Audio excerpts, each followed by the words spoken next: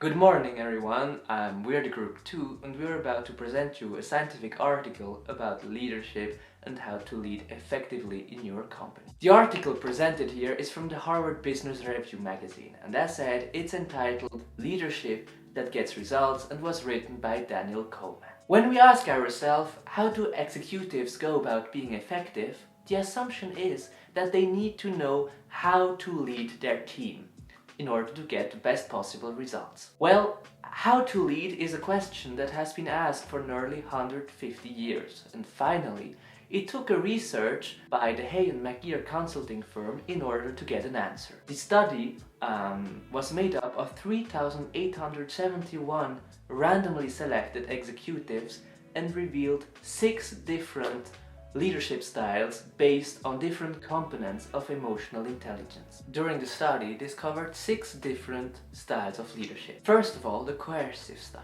then the authoritarian style, the affiliate style, the democratic style, the peace-setting style, and finally, the coaching style. Each of those styles has a major impact on the working atmosphere. But what do we understand under work atmosphere or work environment? Well, majorly 6 big and important concepts. First of all, the flexibility, the freedom of employees to innovate, the sense of responsibility toward the organization, the level of standards, the quality of information, and the clarity about missions and values, the relevance of the rewards, and the level of commitment to a common goal. As said, the 6 leadership styles have a measurable effect on each single aspect of the climate. Researchers have found a strong correlation between financial profit and climate in the organization, which means that if we can positively improve the working atmosphere through our leadership styles, we will finally get better financial results for our company. Before going in deep in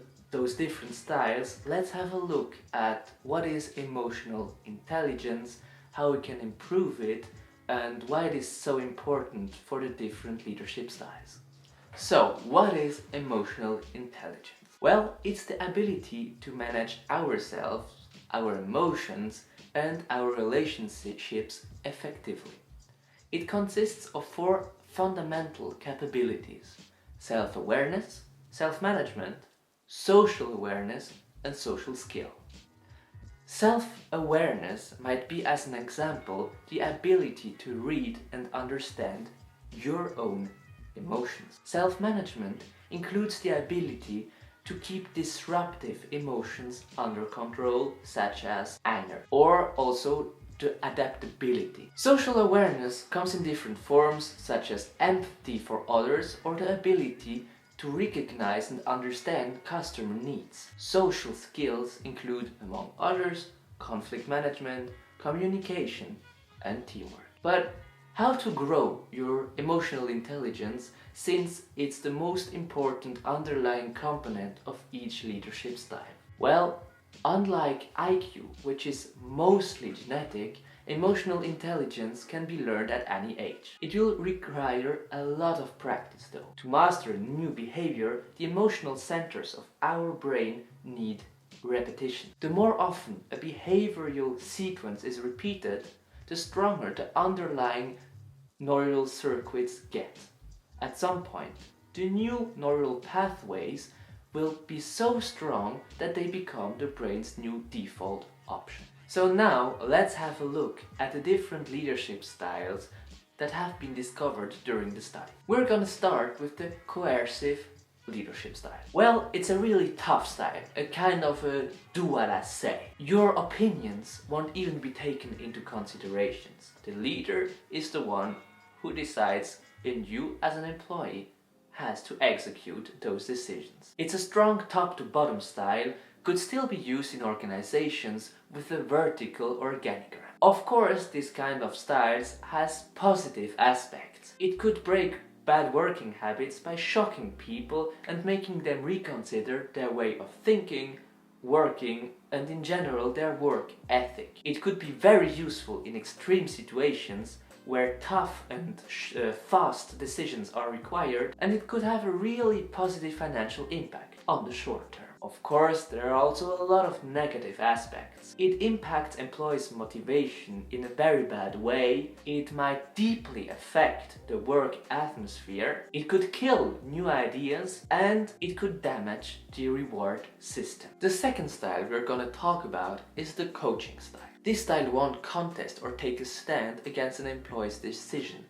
It will rather discuss it and sharing thoughts. It's all about sharing concerns and trying to focus on the employee's development instead of a task-related leadership style. It's all based on the employee's willingness to expand his or her knowledge. Well, it's more acting like a coach rather than a traditional boss. It will reassure and give advices instead of criticizing. It's a long-term vision, so people could fix goals and getting motivated by them and being therefore even more productive. Ongoing dialogue, motivation it creates, flexibility it gives, those tools could have a real positive impact on your organization's atmosphere. Of course, there are some negative aspects too. In fact, there could be a paradox on its positive effects because it's not directly related to the tasks in the company. Also, it needs a lot of time, which you don't necessarily have in such a high-pressure economy. You also need employees that are ready to get coached and managers that are able to do it. The third style is the authoritative style. Authoritative leaders set out clear goals and objectives. They base these goals on the company's vision, where they aspire to be in the near future. As paradoxical as it sounds, they give complete freedom to their employee about how those goals need to be achieved. The positive characteristics of this style are the flexibility, the freedom regarding the process on how to attain organizational goals, the clarity of the goals that have been set out, and the alignment throughout the whole organization of the vision and the values of the company. Sadly, this style doesn't work for companies based on a strong expert skill and work, like lawyers and doctors. It's also too flexible for companies with a poor management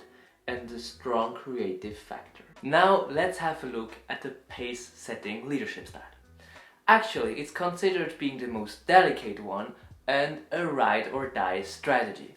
Leaders set out extremely high expectation goals with pinpoint standards. They will exemplify the work they require and leave the company to do the exact same. Of course, this enables great self-motivation and brings out the very best of you. It encourages autonomous work and, if done right, gets the job done. Sadly, it also tends to destroy organizational climate through poor communication and unreachable standards for some employees. It demoralizes employees, creating feeling of uselessness. There might also be a high turnover of employees who cannot follow high tempo rhythms. Anyway, pace setting should be a complement to a more company-based and focused leadership style. Now let's have a look at the affiliative leadership style. It's a style in which individuals are more valued than tasks and goals. It's a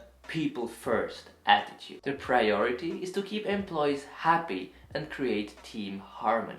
This creates very strong emotional bonds, providing loyalty toward the leader, a great team spirit, and more flexibility. But it's dangerous to use this style alone. There is a risk of poor performances being uncorrected and the employees lacking clear directive throughout difficult and complex challenges. Finally, let's have a look at the democratic leadership style. In this leading style, employees are given a voice in decisions. Their ideas are welcomed and discussed. Decisions are taken together. Employees are more responsible, flexible, and tend to be more realistic about what can be done or not. Also, leaders build trust, respect, and commitment. But giving a voice to all employees can lead to endless meetings where ideas are mulled off. This style only works with competent and well-informed employees. This style is appropriated when management does not know how to act or what decision to take and needs informed advice. In crisis situations, the democratic style is not very effective. To conclude, the research shows that it's important to combine the different leadership styles. Do not use one single style on itself. Be authoritative, be democratic, be affiliative, or be coaching. To be an effective leader, you need to be able to switch from one style to another one depending the situation. Be fluid and be aware of the impact you have on others and your work environment. Be able to adjust your style to get better results. You will probably need to expand your repertoire of leadership styles, and there are two possible ways to do so.